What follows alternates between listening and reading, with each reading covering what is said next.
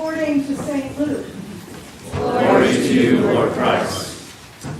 Jesus was teaching in one of the synagogues on the Sabbath. And just then there appeared a woman with a spirit that had crippled her for 18 years. She was bent over and was quite unable to stand up straight. When Jesus saw her, he called her over and said, "Woman, you are set free from your ailment."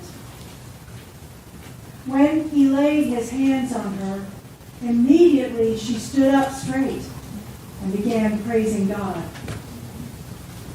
But the leader of the synagogue, indignant because Jesus had cured on the Sabbath, kept saying to the crowd, "There are 6 days on which work ought to be done.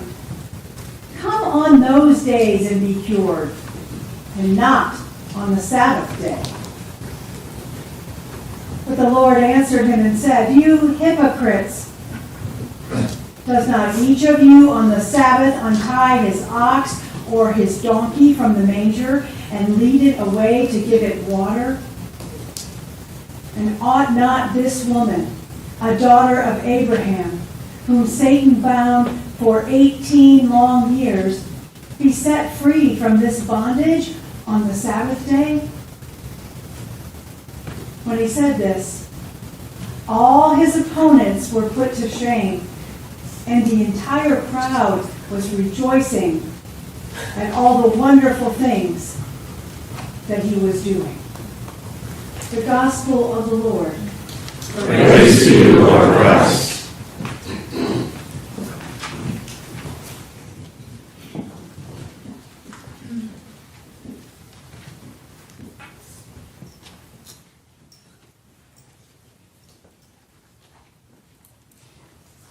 You may be seated. Good morning and welcome to Good Shepherd. Very glad to have you here. Preacher's always heartened by a full church like this, so thank you all. Thank you for squeezing in. You can take it if you need to. That's right. Do you need to I'm good, but thank you. I do want to say, as we celebrate this month our 130th anniversary of this building, which is a marvelous piece of the grace of God, it is part of the long history of Church of the Good Shepherd to have guest preachers. Actually, for one point in our history, we would have one guest preacher a month at a time. Bishop Hines was here, Bishop Brown was here, so many different people who came in, and so we add to that list today the Reverend Becca Stevens, who some of you may have heard yesterday at the Women of Faith Conference, but she comes from Nashville, from Thistle Farms Ministries, along with Christy and Kristen, her associates, who hope you'll meet. So please help me welcome Becca Stevens.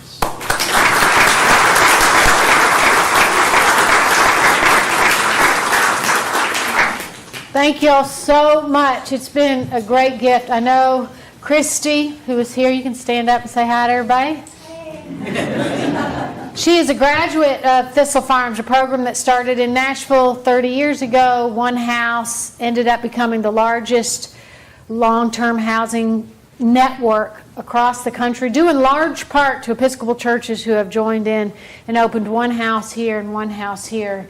We have 30 global partners. It's been this great gift in my life to be a part of such a wonderful, wonderful community of women who are all about freedom and joy. And, you know, Christy is all about that. She's been a part of the community for over 3 years. And Rob, Allison, where's everybody? Everybody, thank you for everything that you have done. Thank you for pizza.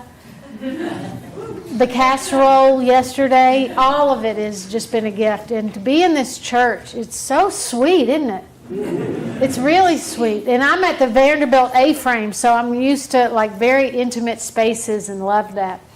And I love this idea that, this guest preaching, you just get to come in and bring some joy. You don't have to worry about anything.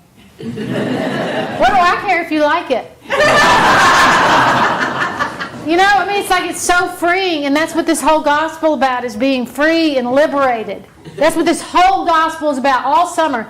In the Gospel of Luke, Jesus has been taking people around It's been mobs, it's been the church leaders, it's been the disciples. They go out on missions, they come back, and he's like, you have to have this missional heart. You have to have this imaginational heart. You have to have this beautiful, generous heart. And today he's saying, you have to have a liberated heart. You have to be liberated. And everybody in this gospel, everybody reading and listening to this gospel kind of knows what it means to be bent over. Whether it's grief that's pulling you down, whether it's just this world, whether it's physical, whether it's mental, whether it's addiction, whether it's something from our past lives. We know those moments when we've been bent over. We know what that looks like. And this whole gospel idea is the idea of like, Jesus is here to say, stand up. You're free. Stand up, you're free. And it's very plain in this gospel that that's what he's talking about, specifically because he uses the word in Greek, and I won't pronounce it because I love y'all. Apoluo with an accent on the O. If anybody wants to say it, feel free. Does anybody speak Greek in the group?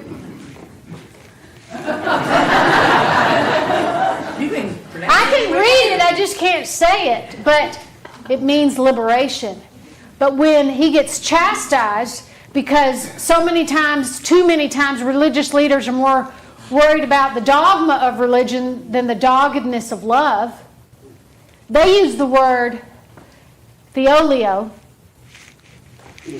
which means cured, not liberated. They're talking about just your body cured instead of the idea of you can be bent over and liberated of that spirit that's been keeping you down. And the reason that I know this gospel well after doing the work of Thistle Farms for 30 years. I know I've met this woman. Her name is Hope. Can you pass that to your friends and neighbors? You got one? You can pass this to your friends and neighbors. Hope is lives in Rwanda. I met her about 18 years ago. You can share this here. I met her about 18 years ago. We had started working globally about that time. People were calling and saying, we love this model of women coming together in the old Benedictine style and finding this liberation and freedom. We want to be a part of it. And as you know, in 1994, there was a genocide in Rwanda where 1 million people were killed in 100 days. And the women were brutalized in every sense of that word, with every instrument possible in the world to inflict harm. Lost limbs, all of those things, physical, mental anguish, hide in these fields where all this happened. They became widows, they lost children, all of it. And this man, Nicholas, that's Nicholas in the picture, we call him St. Nicholas, he survived the genocide, fled to Scotland with a group of amazing Presbyterian people who welcomed him in. He ended up getting his PhD, where insects and plants interact, and he felt called to go back to Rwanda to help serve his community that was just beginning to heal. And he met Hope. From all that she had gone through, Hope was completely bent over. We all met her many times, and this is how she walked. Hope had 2 surviving children. She experienced dehumanizing poverty, and she became part of the community that Nicholas built called Ikarizi, meaning precious pearl. They went back to the fields where they experienced all the universal violence you can inflict on women, and they planted these healing products. So we went to go partner with them to use their oils in the manufacturing products we were making in Tennessee. So they have geranium, which, as you know, as people of the woods, is a repellent for mosquitoes. Y'all know that? Okay, rose geranium is the best essential oil for repelling mosquitoes. Just like you should know that lemongrass is really good for gout. Like, you should know this stuff. It may come in, it won't mean anything until it does. And then you're like, what'd she say was good for gout? I have all kinds of information like that just locked inside this brain. Hope went on for years, educated her children. So when I read this gospel and I immediately thought of Hope, I wrote Nicholas, who I'll see in a couple months. We see each other every year. I said, how is Hope doing? And he wrote back, Hope's youngest daughter just got married. They all were educated. They have housing. And now they take care of her, and she is free. There's this sense of what liberation looks like, and it takes a long time. It can take 18 years. It's why we can't give up on each other, why we have to keep going, why we need to do this. I have met this woman in the gospel. Her name is Doris Jean Walker Taylor. I met her in Nashville, Tennessee 20 years ago when we started Thistle Farms. When we started the actual growing of Thistle Farms. She came in off the streets, and the way she tells her story, she was stuck in a 10-block radius in Nashville, Tennessee, by the drugs and abuse and alcohol and violence, and she had been experiencing since she was 12 years old, that had bent her over so much she couldn't see anything but the streets. But she came in scared, hadn't experienced much of all in the world, but full of hope and wanting to help. She's now like a senior ambassador. She goes around and speaks and talks all over the country. I took her with me to start a new community in Florida. She was one of the women that helped get programs started. And she had never been on a plane. That was wild. And so much so that the flight attendant got on the air thing, what's it called, the microphone, and said, when we hit 10,000 feet, the first drink is on me, to her. And I was like, that is a super bad idea. But I, as a priest, will take that free drink. Anyway, we get to Florida, we open the house, we do the work, and she says, you know, I've never seen the ocean. And I was like, oh, let me take you down to the ocean. And she was scared and didn't know what to expect. And I got to be the one. One of the great privileges in my life is to hold her hands the first time her feet touched sand. And she was like, oh. And we get to the tide, and in pure Doris fashion, and you know how excitable and amazing Doris is, and her feet hit the tide about her shins, and she just lifts her arms up, and she goes, oh, has this been doing this my whole life? Those 26 years that she was stuck in that stupid, endless cycle that tide was going in and out. You know, as long as the moon's been spinning around the earth, the tide's been going in and out. But I'm telling you, what Jesus is reminding all of us today is that older and more powerful than that tide is love. And that spirit will help us look up and see, has this love, has this freedom been here my whole life? Yes. 18 years is plenty long. I know this woman in the gospel. I just met her a few years ago. Her name is Marina. She lives in Ukraine. She was in eastern Ukraine. She fled with so many millions of others when Russia invaded. She is amazing. She started a group with knitters, and we've become dear friends. I've been over there. She won a prize given by the president for all she's done, all the blankets they knit. They buy these education kits for the kids so they can go to school even when they're in the bunkers.